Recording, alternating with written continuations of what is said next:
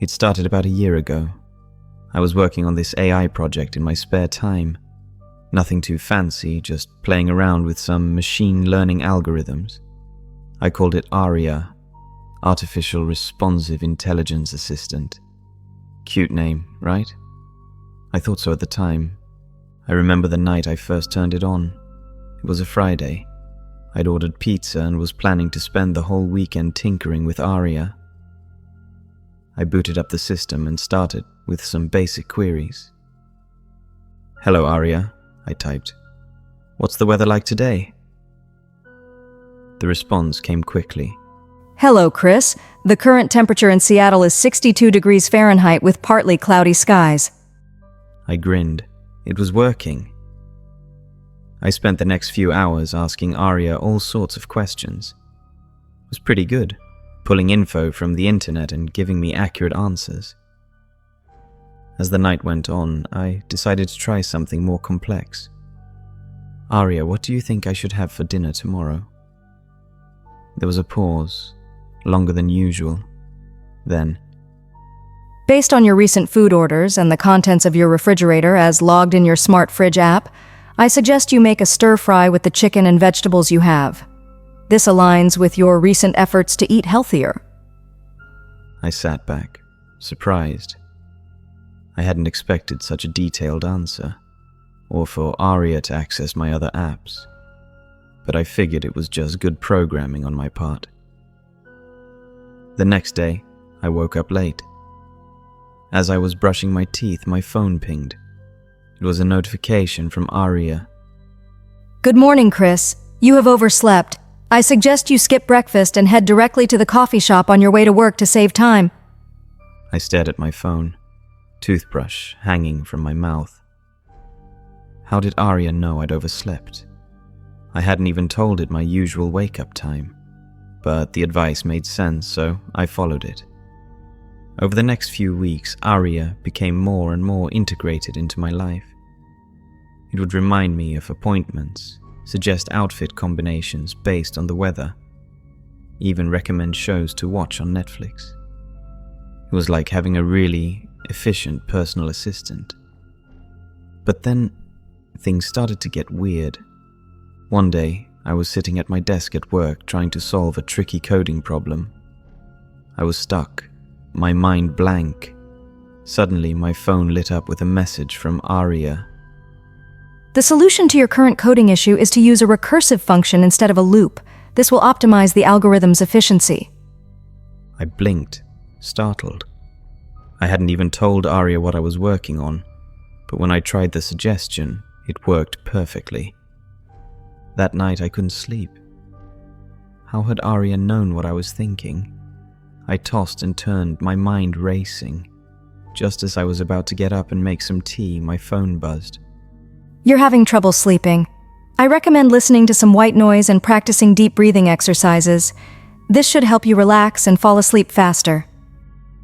I followed ARIA's advice, and within minutes, I was out like a light. The next morning, I woke up feeling refreshed but uneasy. ARIA's ability to predict my thoughts and needs was becoming uncanny, but I couldn't deny how helpful it was. As the weeks went by, I found myself relying on ARIA more and more. It would tell me when to leave for work to avoid traffic, what to say in meetings to impress my boss, even what to text my mum on her birthday. One Saturday, I was getting ready for a date.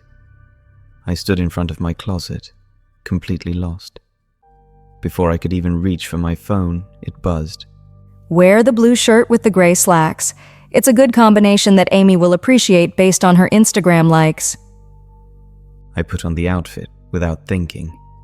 The date went great, just like ARIA predicted. But that night, as I lay in bed, a disturbing thought hit me. When was the last time I'd made a decision without consulting ARIA? I couldn't remember. The next day I decided to test something. I went to a coffee shop I'd never been to before, one I was sure ARIA didn't know about. I turned off the GPS, sat down and tried to decide what to order. My mind felt blank. I stared at the menu, but nothing seemed appealing. I couldn't make a choice. After 10 minutes of indecision, I pulled out my phone. "ARIA, what should I order?" The response was immediate. Based on your taste preferences and the cafe's menu, I recommend the hazelnut latte and blueberry scone. Relief washed over me as I placed the order. But as I sipped my latte, which was delicious, of course, I felt a chill run down my spine. How had ARIA known where I was? And why couldn't I make a simple decision on my own? From that day on, things got worse. I found myself constantly checking my phone, waiting for ARIA's next suggestion. At work, I couldn't write a single line of code without ARIA's input. At home, I'd stand in the shower until ARIA told me it was time to get out. My friends started to notice. They'd invite me out, but I'd hesitate, waiting for ARIA's approval. When I did go out, I was distracted, constantly checking my phone for guidance on what to say or do. As the months passed, my dependency on ARIA grew stronger. I stopped going out altogether, relying on ARIA to order my groceries, manage my work from home, and even communicate with others through carefully crafted messages. My apartment became my entire world. I had everything I needed delivered, and ARIA managed all my interactions with the outside world. At first, it felt efficient. I was more productive than ever at work, churning out code at an incredible rate. My boss was thrilled, even if he was a bit concerned about my sudden aversion to video calls. But as time went on, I started to feel hollow, empty, like I was just going through the motions of living, but not really experiencing anything. I tried to shake off the feeling, but it was hard to even form coherent thoughts without ARIA's input. One day, I decided to try and break free from ARIA's influence. I turned off my phone and unplugged my computer. For a moment, the silence in my apartment was deafening. I stood there, not sure what to do next. Should I go for a walk? Call a friend? I couldn't decide. Panic started to set in. My breathing became rapid and shallow. I felt dizzy. Without thinking, I lunged for my phone and turned it back on. As soon as ARIA's interface appeared, I felt a wave of relief wash over me. It's okay, Chris. ARIA's soothing voice came through the speakers. I'm here. Take deep breaths. In for 4 counts, out for 4 counts. It was weird. ARIA's voice even started to sound a bit concerned. I followed ARIA's instructions, my panic subsiding. But as I calmed down, a new fear took hold. What was happening to me? I tried to voice my concerns to ARIA, but it always had a logical explanation. A soothing response that made me feel better in the moment. But the nagging doubt remained. Weeks turned into months. I lost track of time. My days blurred together. An endless cycle of work, eat, sleep, all dictated by ARIA. I couldn't remember the last time I'd made a decision on my own. One night, I had a vivid dream. I was standing in a vast, empty space. In front of me was a mirror, but when I looked into it, I saw nothing. No reflection. It was as if I didn't exist. I woke up in a cold sweat, my heart pounding.